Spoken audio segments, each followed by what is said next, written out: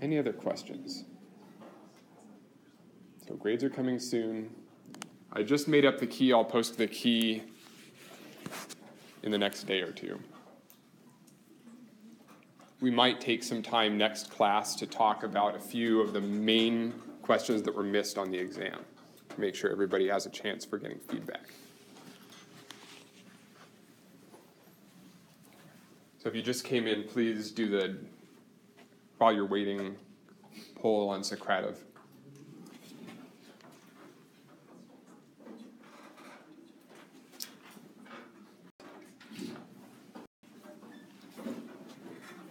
So at this point, we've essentially finished. No, that would be a lie. We've covered the initial sections of molecular genetics. So we've studied the molecule of DNA at the atomic level and at the whole chromosome level, the double-stranded level. We've learned about a few techniques we can use to analyze chromosomes and stretches of DNA. Now we move on to what's probably going to be more familiar to a lot of you as transmission genetics, talking about pedigrees, talking about Mendel and his P's, Punnett squares, some of the things that some of you on the first day said you were really not looking forward to learning about. I hope I can convince you that they're actually interesting and useful ways to analyze genetic data. So why is transmission genetics important? What's the essential question that transmission geneticists ask, do you think? What is transmission genetics? What did you inherit from your parents? Right, so we've studied the molecule of DNA. Now we're trying to figure out how does that molecule of DNA get passed from generation to generation. So we stopped looking at things which I haven't explicitly told you yet, but so far to this point we've been talking about an individual nucleus. Here's a metaphase chromosome spread, or here's a double helix. What we start doing now is looking across time. What happens from one generation to the next when sperm meets egg and fertilization occurs? What happens to the chromosomes from generation to generation? So we start thinking in a slightly different way. It's not just about a cell or a nucleus, but it's over time, how do things happen? And the genesis of a lot of this, by the way, in case this isn't clear, the reason we're studying this is, well, cell division. We have to replicate our DNA. That's why we're talking about DNA replication first. Next class, we talk about meiosis. So how we generate the haploid gametes that are used to create new generations. So that's the trajectory we're following. First, we figure out how chromosomes replicate. We've already started talking about this. Then we talk about sperm meets egg, next class, meiosis. And then we start doing pedigree analysis, looking from generation to generation, how traits are passed on, how chromosomes are passed on. So cell division is an important thing then. This is where DNA replication is critical. If a cell divides, I love Google Images to find graphics for class. If a cell divides, undergoes division, right? You have to have been able to have replicated your chromosomes so that all of the daughter cells have the equivalent chromosomes, the same DNA. Where this all got started, and honestly, I hated, as a student, the incorporation of history into class, so please remember, I said this before, you don't have to memorize names or dates. But about a century, regardless of that, about a century ago, Drosophila, fruit fly geneticists, started realizing that they could start looking at the nuclei of fruit fly cells, and they would see fruit flies have more than, they're diploid, fruit flies have more than one pair of chromosomes. I'm just drawing an important representative diploid pair of homologs at metaphase. They started noticing that there were a couple different types of karyotypes in Drosophila. There's these two on the left, two metacentric chromosomes, for example, these two on the left. And then other times when they looked at flies, they would have chromosomes where one of the chromosomes was a slightly different shape. And there was a really important correlation between the chromosomes and something about the flies. Does anybody know? Which flies had the nuclei that look like these two on the left? What sex of flies? These were from females. And these were from males. And this was where the chromosomal theory of inheritance was born. So scientists could look at the chromosomes, and they could predict, based on what the chromosomes looked like, whether or not you were looking at a male or a female fruit fly. What this suggested to the geneticists was that there was something special about this chromosome, the one pointed to in red here, that was only present in males. There was something about that chromosome that made the flies that received that odd-shaped chromosome male. This was the start of the central dogma: genotype produces phenotype. What your chromosome looks like dictates something about how you look, how you act, what sex you are in this case.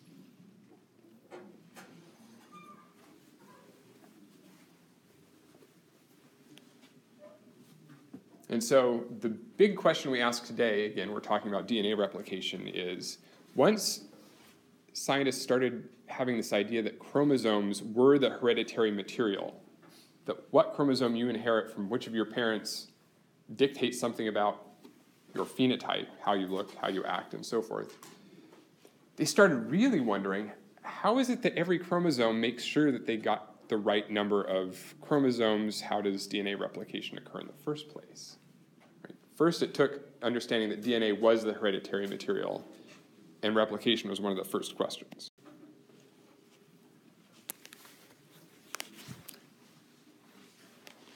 Any questions at this point? So that's the setup. That's the historical aspect of how the study of DNA replication got started. So we're going to basically do two things today. These are the core concepts, vocabulary that's important, and the concepts that are important are in blue. So two major things that I want to take out of that pretty large reading assignment that I set for today. One is understanding the Meselson-Stahl experiment. You don't have to remember their names, you just have to remember which experiment goes with them. The Meselson-Stahl experiment we're going to talk about, and then actual steps of replication of DNA. I do the Meselson-Stahl experiment because, as you saw from the exam, I'm interested in you understanding and being able to interpret data. And this is a classic experiment for predicting and interpreting data. The second one, polymerase and synthesis, I focus on because this is traditionally an aspect of genetics that really has a lot of misunderstandings and alternative conceptions among students about how exactly replication works. So I'd like to go through that in detail and answer questions you have about the process. Looking at the Socrative results for today, it seems like everybody's on the same page about two of the three questions that were about content to have read for today. Do DNA polymerases replicate DNA with 100% accuracy? No. So most of you got that right. 94%. Right. DNA polymerases make mistakes. So the enzymes that actually do the copying of the DNA occasionally make an error. That's a mutation.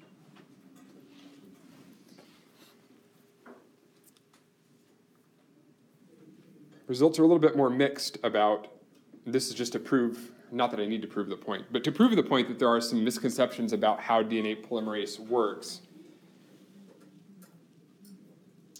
70% remembered which direction DNA polymerase synthesizes DNA. That's critical. So we're going to go over that in detail and make sure everybody's up to speed. And then 70% or so about 3/4 of you, got the question on the Meselson-Stahl experiment on today's entry quiz. So it's clear there's a little work needed in both of these. So Matt Meselson and Frank Stahl, decades ago, took this idea about we need to know how DNA is passed on from generation to generation. Wait a second, if we're going to pass it on from generation to generation, we need to make copies so that daughter cells can get the chromosomes. How does this happen?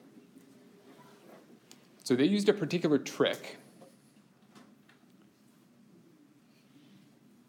to distinguish between these two alternative hypotheses about how people had just sat around and thought creatively, like many of your groups did on Monday when we were thinking about possible alternative hypotheses to explain observations. There were two leading hypotheses for how chromosomes replicated. Could somebody please, just really briefly, 1 to 2 sentences, summarize the conservative model? What's the concept on the left here? If you can describe what would be happening in conservative replication.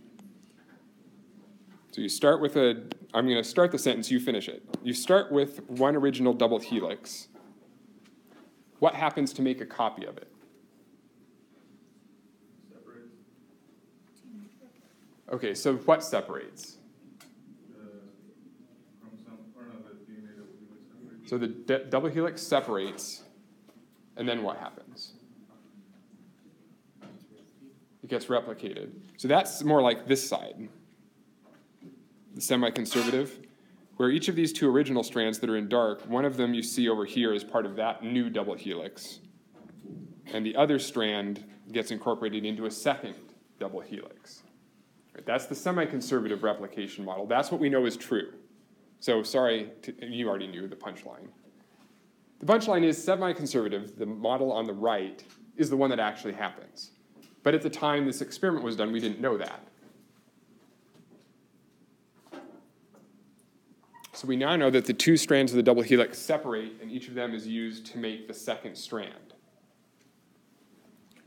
That's what those light colors represent, the newly synthesized DNA. How would conservative replication work, though? Can you imagine how that might work? So you start with one original double helix, and in the first round of replication, somebody describe for me, what do we have here, and how does this side, the left side, differ from what we see in semi-conservative? What's the difference? Two dotted strands Go ahead. Two dotted strands are connected there. Right. So in the conservative model, the original two daughter strands after one round of division are still in the same double helix. And in the semi-conservative model, those two original daughter strands are in two separate double helices. So the way I think about conservative DNA replication is maybe you feed a chromosome through some sort of a protein that takes the original double strand and just spits out a second new double-stranded DNA molecule. That's not how it works. So I'm just trying to be creative and invent some protein that might do this job. Think of a big protein donut. You just shove a chromosome into it, and it replicates that chromosome and makes a new double-stranded molecule as it reads the original double-stranded chromosome. Dr. Ross? Yes? Why did they even come up with that idea? How could you replicate it without splitting it apart? Well, How would it come back together? so nobody knew at the time. And in fact, although this experiment was done after the structure of the double helix was solved, when the Drosophilists, the people that study the fruit flies, had this idea of the chromosomal theory of inheritance, we didn't know that DNA was double-stranded. But yes, absolutely. So now it makes sense in retrospect, always being 2020, it makes sense that if you've got a double helix and each of those strands carries the same genetic information, why not just split the double helix in half and have one strand of DNA be the template to create the second strand? But at the time, we had to have alternative hypotheses.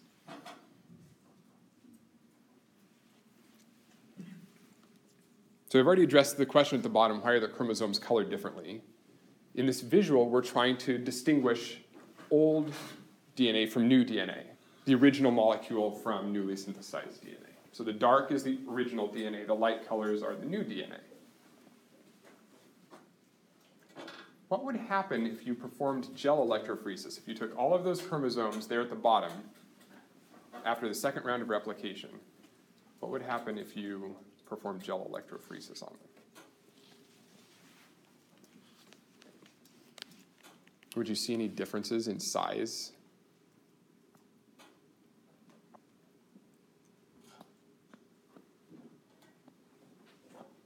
would there be a difference? So the way Meselson and Stahl colored the strands of DNA, how did they do this? This was in the reading. They used isotopes. Go isotopes! Oh, sorry, I'm a Simpsons fan. So they used isotopes of nitrogen, heavy nitrogen, to label the DNA so they knew whether or not they were looking at the original strands or the new strands. In other words, in the Meselson-Stahl experiment, the dark colors were DNA labeled with a heavy isotope of nitrogen. So those double-stranded molecules are actually physically heavier than ones that were synthesized after Meselson and Stahl took their bacterial cultures out of media that contained heavy nitrogen and grew them in normal or light nitrogen. So the colors really do represent the actual experiment. The colors represent the nitrogen that they were using. Heavy, dark color, light, nitrogen, the lighter color. Now that you know that, does that change your prediction for what happens if you perform gel electrophoresis on these chromosomes? Yeah. Basically the ones with the original DNA will actually be slower, so they'd be closer to the... So you're predicting the original molecules that are heavy would travel more slowly through the gel?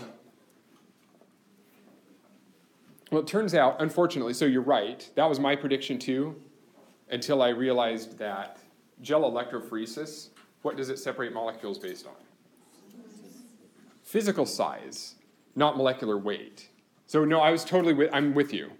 That was actually, I screwed up, I hate to admit it, but I wrote that question on there, what happens if you perform gel electrophoresis, because I thought that's what Meselson and Stahl had actually done in their experiment. I misremembered.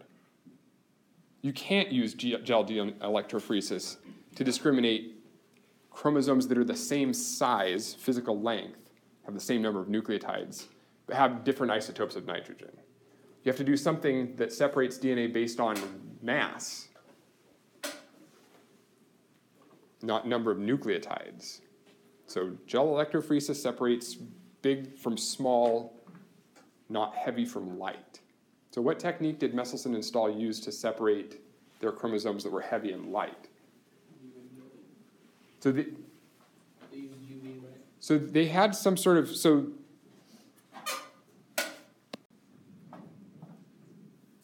that looks like, bless you, yeah. This semi-conservative.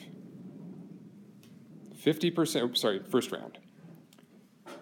After the first round of replication, there are two double helices. Each of them have one strand that's heavy, one strand that's light. You expect in conservative that you have one totally all heavy molecule and one all light molecule. So this is what Meselson and Stahl did to distinguish between these two hypotheses, because there's a difference in the prediction that you would make. After one generation of replication, there's a difference between these two models. Do you have half heavy, half light molecules of DNA, or do you have one molecule that's all heavy and one molecule that's all light? What did they do? How did they get this figure from the book? This is the original data from 1958, blast from the past.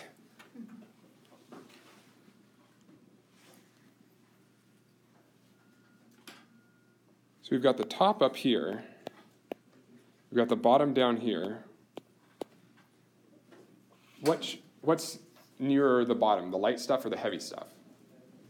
Okay, so what do you know about scientific equipment that gets heavy stuff down and light stuff up?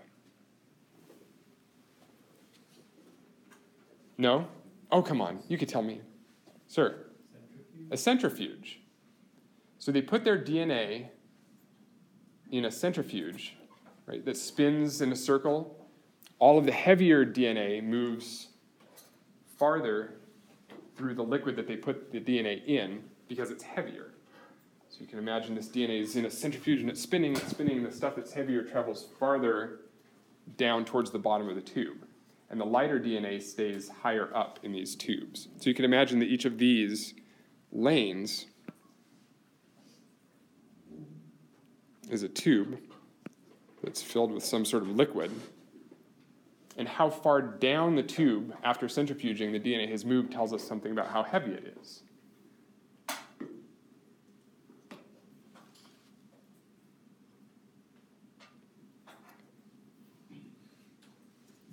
So what's true about the DNA after one generation of replication? What forms of chromosomes do we have in this tube, according to this image?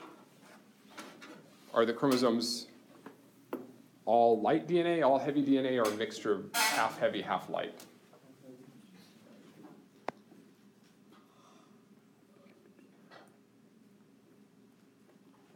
Are there any bands in this gel that represent double helices that are made up entirely of light nitrogen DNA?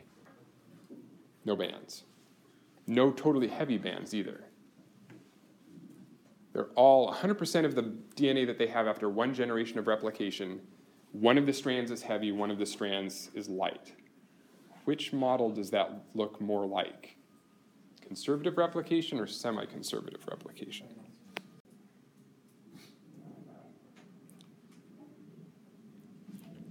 So how do you describe, please do, how would one of you describe what happens over time, which is moving to the left for some reason?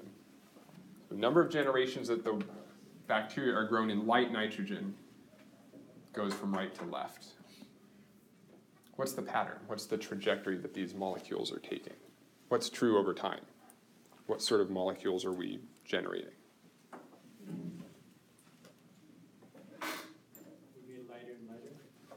So we get more and more light, nitrogen 14, 15, 14? I don't know, I better check the table of elements and see, what is it? 14, right? Normal molecular weight of nitrogen. So over time, you get more and more light, which makes sense because you're synthesizing DNA in the presence of that isotope of nitrogen. What has totally gone away by the fourth generation? Which of these types of these three types of chromosomes? Say it loud and say it proud. Heavy. Right? Or what generation did heavy disappear entirely? First. By the first generation, there was not a single molecule of DNA left that had both strands heavy. Right? That's semi-conservative replication. The first thing that happened was those two heavy strands separated, and they were used to replicate new molecules. So from generation 1 on, all you have is either half heavy or all brand new double-stranded DNA. So here's the thing that gets me really excited about genetics, and I hope that maybe a fraction of you might agree, at least. What happens to the half-heavy band over time? If we looked 100,000, 10,000 generations, will that ever go away? Will we ever reach a generation where there are 0 half-heavy chromosomes? No. So what happens? Get some nitrogen 15 in there, just inherently. Okay, so that's one possibility, that occasionally nitrogen 15 that naturally occurs gets incorporated. But what's the broader reason that that half-heavy band never goes away? You always have those two original strands of DNA that you started the whole process with. So somewhere in that culture are those two original heavy strands, which I think is really cool because that means somewhere in me, maybe, see if you agree, somewhere in me are the original strands of DNA that I was conceived having. Maybe they're in my toe, I don't know. But you never get rid of those original 4 strands. We're diploids. We get 2 copies of each chromosome, so 4 strands of DNA we all started life with every one of our chromosomes. they may be still in us somewhere. So we never get rid of that half-heavy band. We just make more and more new copies of the DNA.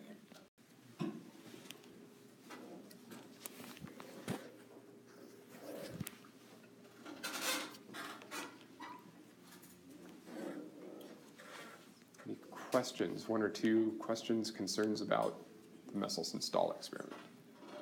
Yeah.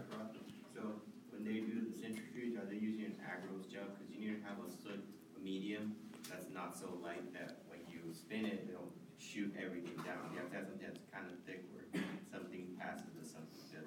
Right. So what was the liquid that they put in their tubes that they centrifuged the DNA through? Normally, you would use a liquid, not a gel, in this case. It's probably, and I don't know the answer to this, we could probably figure it out.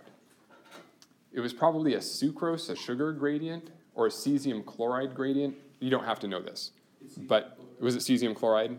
So there are solutions you can make that have different densities, and you just pick one that's appropriate for the experiment you're doing. So it turned out for separating DNA molecules that are very slightly differently heavy, which you might expect, nitrogen 14 to nitrogen 15, how big of a difference is that really going to make in the mass of a DNA molecule? So they chose that cesium chloride solution to be able to resolve those different masses of DNA. So not a gel in this case.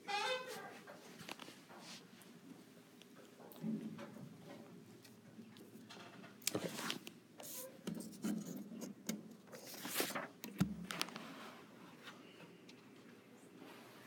So let's talk about replication then, the actual process.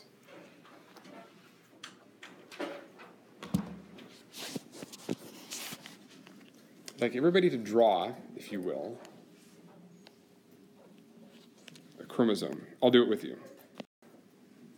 But play along because this will help.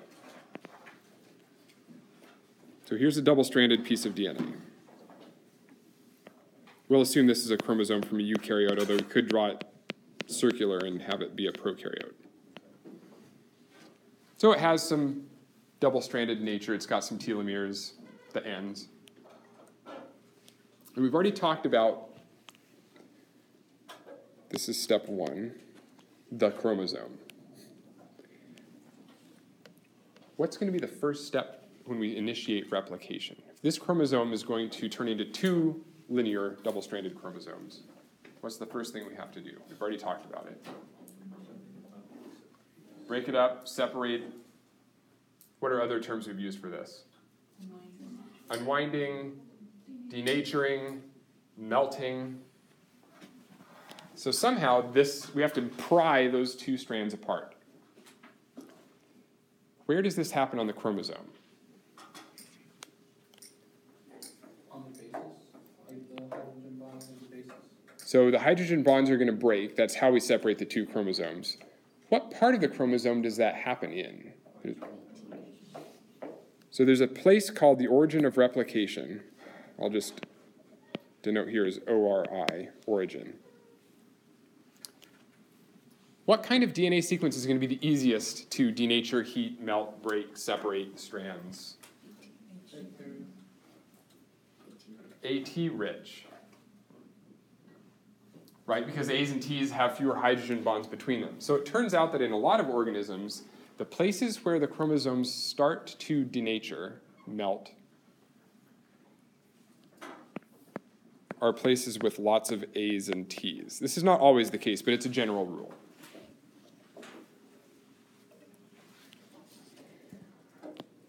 So everybody's with me so far? One double-stranded molecule. There's an origin of replication here. I've diagrammed it in the middle. It doesn't have to be in the middle.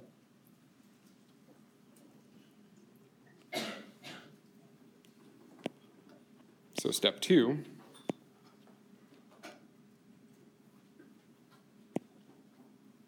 At one spot, the origin, at each origin, the chromosomes separate.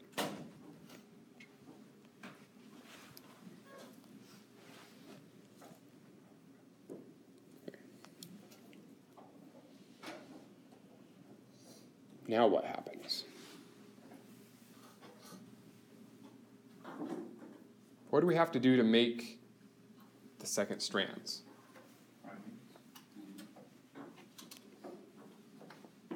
the first thing that comes in is an enzyme called primase. What does primase do? This is a problem with, what's the enzyme we're going to use to synthesize the DNA? It's the same one we use in PCR. DNA polymerase. It polymerizes, it sticks together nucleotides and makes long chains of nucleotides, DNA. So we need to have DNA polymerase come in and start making copies of this DNA molecule. Here's the problem. DNA polymerase, like when we do PCR, can't start synthesizing nucleotides given just a single-stranded DNA molecule. It has to have a free 3' nucleotide to start synthesizing from. It has to have something to grab onto, the enzyme DNA polymerase. So what happens is an enzyme called primase, this is a protein, its job is to come synthesize little short stretches of DNA molecule. Sorry, I made a mistake. What was my mistake? Primase synthesizes what sort of molecule? They synthesize primers just like PCR, right? We have to have primers in PCR. Primase synthesizes primers that anneal to some part of the replication bubble by base pairing. But what sort of a molecule are these primers? What sort of nucleic acid? They're RNA. So primase makes RNA primers. So the red represents RNA, black is going to represent DNA.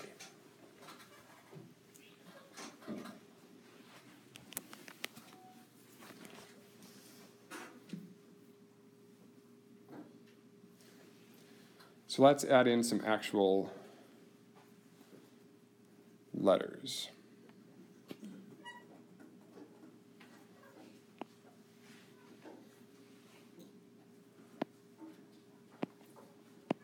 So let's say there's a sequence here.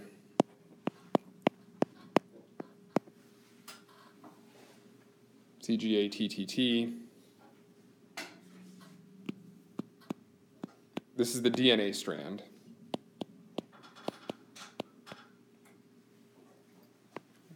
What nucleotides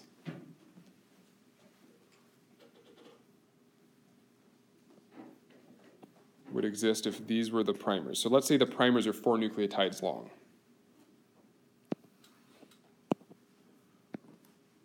They're not, they're longer than that. But let's say, just for the sake of argument, they're 4 nucleotide RNA primers. Here, what in RNA goes opposite an A? Primase sticks in a uracil, right? The one difference between DNA and RNA, there are no T's in RNA, there are U's. But base pairing still happens. So this bottom primer is going to have a U there, and another U, and another U. And what about opposite this T? That'll be an A.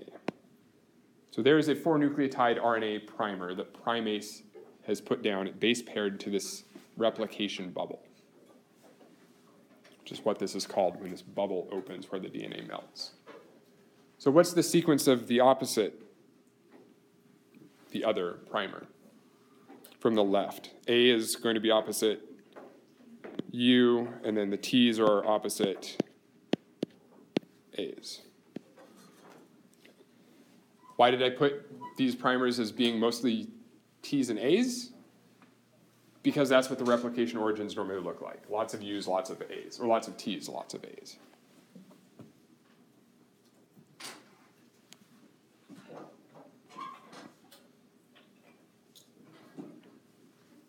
Okay. Questions? This one. So we're about halfway done.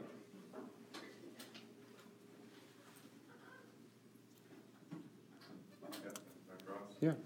Does the RNA primase make the primer?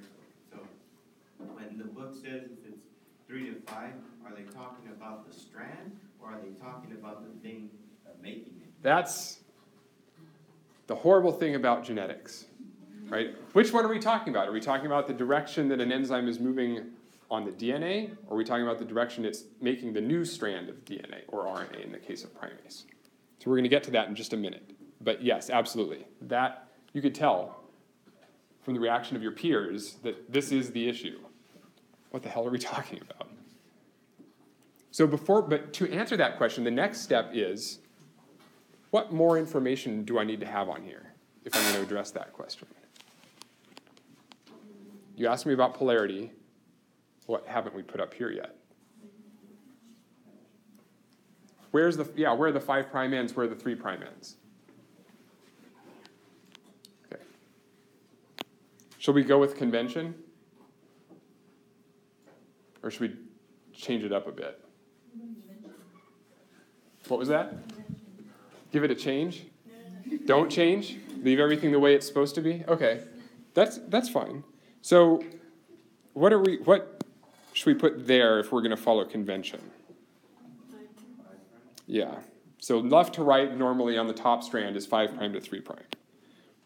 So that'll be 5'. That makes this end of that strand 3'. DNA is anti-parallel, so we've got a 5' end there, and a 3' end of that second strand, the bottom strand on the left side. Dr. Ross? Yes? Up and down, is the left one 5 to 3 and the right one 3 to 5? Holy crap. That's a convention. Yes, if you draw a chromosome top to bottom, what's the convention? I don't know. There might not be a convention. Because I don't live in a society where I read top to bottom. So it might be that other scientists elsewhere would tell you something different, depending on the culture you're talking to. Okay. So now that we have those polarities, we have to figure out the polarities of the primers. Okay, so what are the polarities on these primers? What's this end of that primer? Here's the 3' end of the molecule it's attached to, so that makes that, if it's anti-parallel, 5'. And that makes that end the 3' end of that primer. Okay. What about the other primer? Left to right, which direction is it? 5' to 3' or 3' to 5'? 5' to 3'. Because the primers, being annealed to anti-parallel DNA, themselves are anti-parallel to each other. The top one's 3' to 5' left to right, the bottom one's 5' to 3' left to right. Okay. So, who among you remembers what I said about DNA polymerase? Or remembers, even though I'd said it, despite what I said? You read it in the book. What end of the primer does DNA polymerase grab onto and start adding nucleotides? It's the 3' end. So this is something you just have to remember that's a fact. The polymerase starts adding nucleotides at the 3' end of a growing chain. So in that case, I'm going to draw polymerase as this black bubble, an enzyme, sitting on the DNA single strand. It's grabbed onto the 3' end of the primer. What's the first nucleotide? Now I'm going to draw the new synthesized DNA in blue. What's the first nucleotide this polymerase molecule enzyme is going to add? We've got an A here in the template. So polymerase is going to stick in a T. So it's going to put a T right there. The first new nucleotide in blue that DNA polymerase adds. What comes next? What's opposite the next A? Another T. What's opposite the G? A C. So which direction is polymerase adding new nucleotides in? it's moving towards the 3'. It starts at a 3' end of a molecule, and polymerase is always located at the 3' end of that growing strand of DNA. Right? This C is now the 3' end. So the polymerase just added the 3' most nucleotide. Every new nucleotide polymerase adds, it's the one on the 3' end of that strand of DNA. So that's when people say polymerase is moving towards the 3' direction. Now we have to get real, people. What does that mean about the direction that if polymerase adds on the 3' end, or to the 3' direction, what direction does it necessarily then have to be reading the template strand? That is,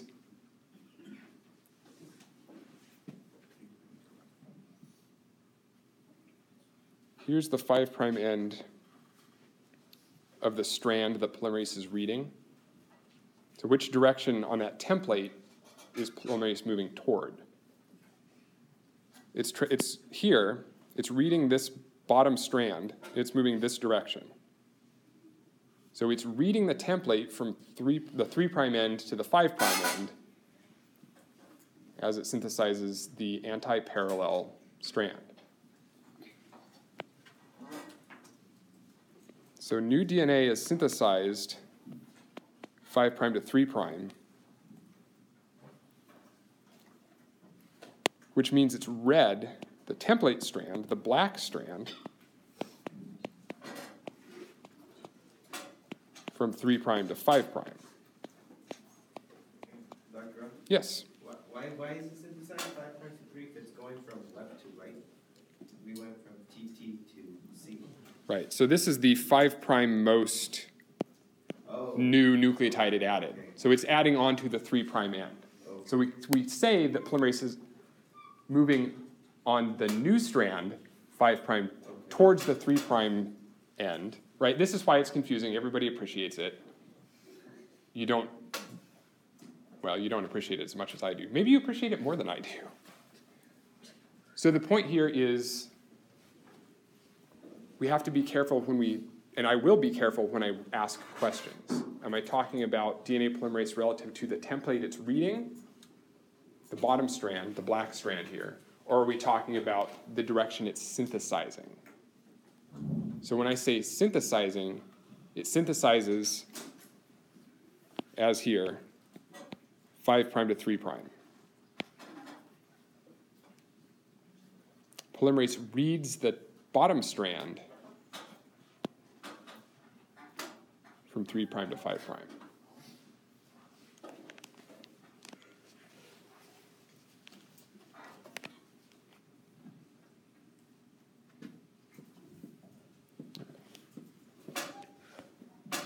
So quickly, let's do the same thing with the top primer, the one in the top left of the replication bubble here. So where's polymerase? Where am I going to draw polymerase? The 5' end or the 3' end of that upper left red primer. Polymerase binds the 3' end of the primer.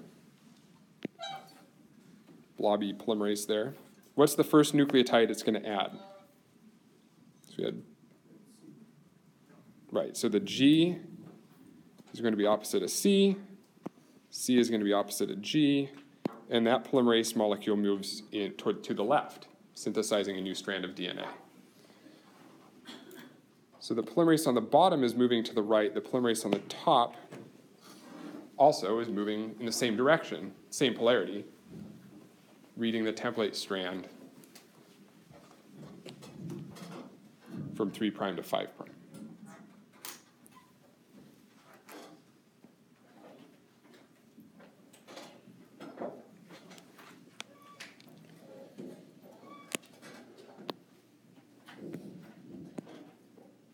So let's look at step 3.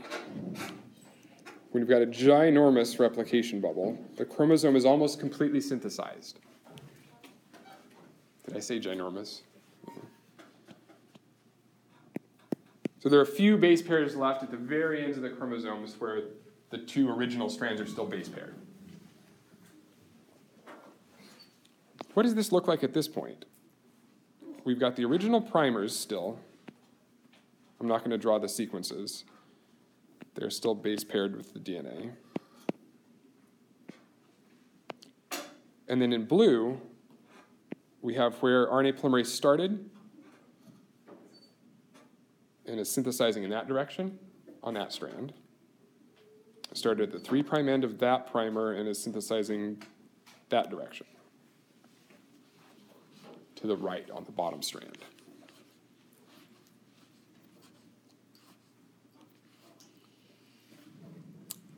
Key points here. From every replication origin, replication is bidirectional. There's a DNA polymerase that goes in each direction from each origin of replication.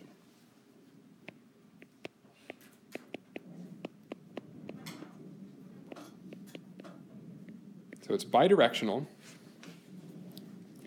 What's the problem? You all see it. What's the problem with what we've drawn right here? Are we about done? Hope so. How do we replicate the other half of the chromosome? We've got some stretches here of double-stranded DNA. What about this stuff that's missing? How do we replicate those parts of the chromosomes? So these parts where DNA polymerase starts replicating and just replicates until the very end of the chromosome, those are the leading strands. Important terminology. So what do we have to do if we're going to replicate the rest of these chromosomes? The parts that are still single-stranded. What do we need to start DNA polymerase replicating? We need to make primers.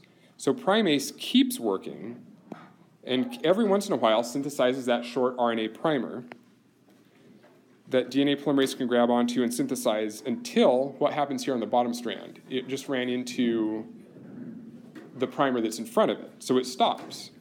And the same thing happens with DNA polymerase from that primer to there, it stops. The same thing happens on the top strand on the bubble. Those are the lagging strands. These short little stretches of DNA that are produced are the ones that are called the Okazaki fragments, after the scientist that discovered them. So you've got one really huge piece on both strands, one really long piece of DNA synthesized by DNA polymerase. That's the leading strand. And then you have all these short little pieces elsewhere on the chromosome. Those are the lagging strands, or the Okazaki fragments.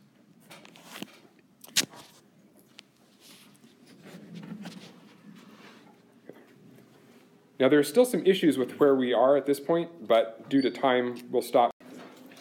Let's do next class, and give me half a minute, please. So we've got one reading assignment for next class. While you're reading this is meiosis. We do next class, after we maybe finish replication. I want you to think about two questions while you're reading. So here's a situation we have in the world. Everybody wants their designer in vitro fertilized baby. Or a lot of people do. For good reasons and some for non-legitimate reasons to me.